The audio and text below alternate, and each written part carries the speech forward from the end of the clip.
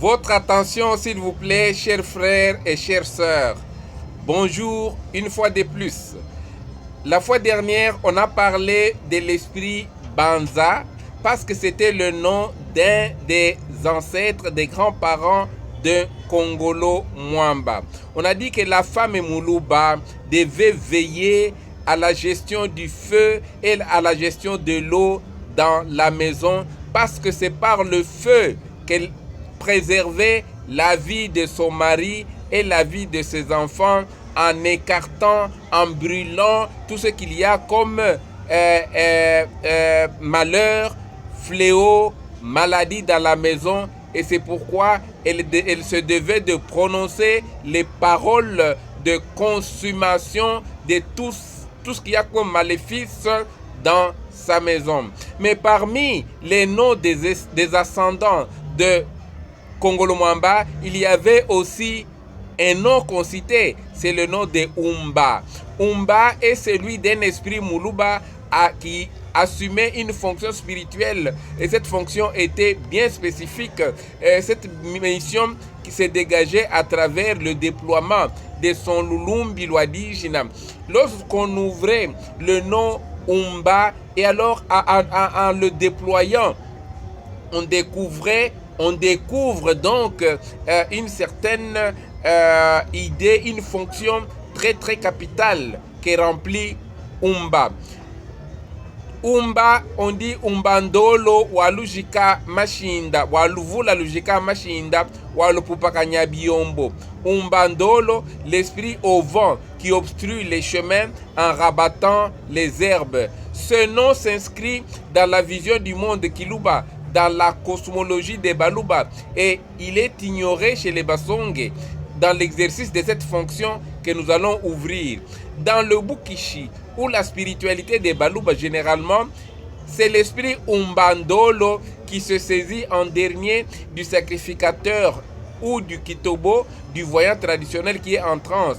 Et il s'exprime en Kiluba. On peut le visualiser, on peut le remarquer aujourd'hui encore lorsqu'on se rend dans les villages, dans les villages des Baluba.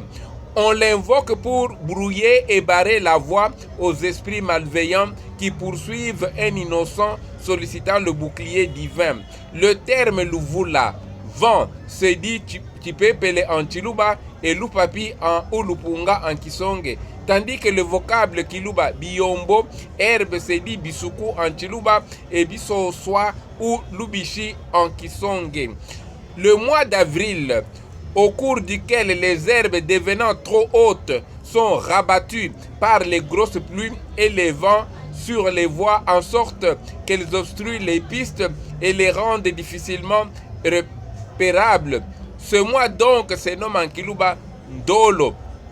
Sous-entendu Umbandolo Untumpu, du verbe kutumpa, poussé avec exubérance lorsqu'on parle des plantes.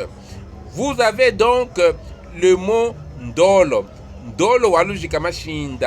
Ndolo est un esprit. Le mois d'avril est appelé Tumpu, est appelé Ndolo. Et au cours de ce mois, les herbes deviennent touffues. Les pluies sont abondantes. On se rapproche de Sonsa. On se rapproche du mois de mai. On se rapproche du mois où on parlera, où la saison sèche va s'annoncer. Les grosses pluies rabattent les herbes. D'ailleurs, même les chefs des villages, ils crient. On envoie les cris, on envoie le héros pour demander aux gens d'aller désherber, pour aller débroussailler, pour que les chemins soient sarclés. C'est le mois d'Endolo. On pense en Kiluba que les mauvais esprits trouvent des chemins pour venir afin de faire du mal aux gens. Et en invoquant Umbandolo, en invoquant l'esprit Ndolo, l'esprit Umba, cet esprit vient et souvent on l'invoque en dernier. On l'invoque pour clôturer une séance cultuelle On l'invoque pour que toutes les voies soient fermées, pour que le salut soit accordé et que après le culte, qu'aucun esprit maléfique ne puisse voir, ne puisse accéder, ne puisse poursuivre celui sur qui on a prié, on a invoqué, on a demandé que Dieu accorde le salut. Voilà donc le nom Umba dans sa densité, dans la vision du monde Kiluba, où on lui accorde une fonction spirituelle élevée. Et cette fonction spirituelle ne se retrouve pas dans la vision du monde Kisonge. Et le nom Umba en Kisonge n'a pas cette fonction-là. Voilà une autre voie qui nous mène à comprendre les ascendants d'un Kongolo Mwamba et à les situer dans le Buluba. Merci donc, chers frères et sœurs, ne lâchez pas, restez avec nous, continuez encore. Nous avons dit qu'on va y aller petit à petit.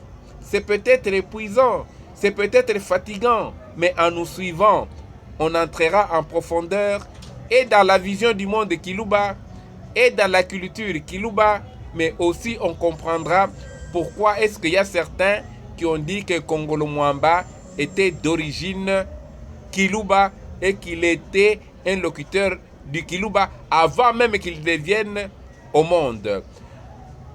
À la prochaine donc. Merci pour votre attention.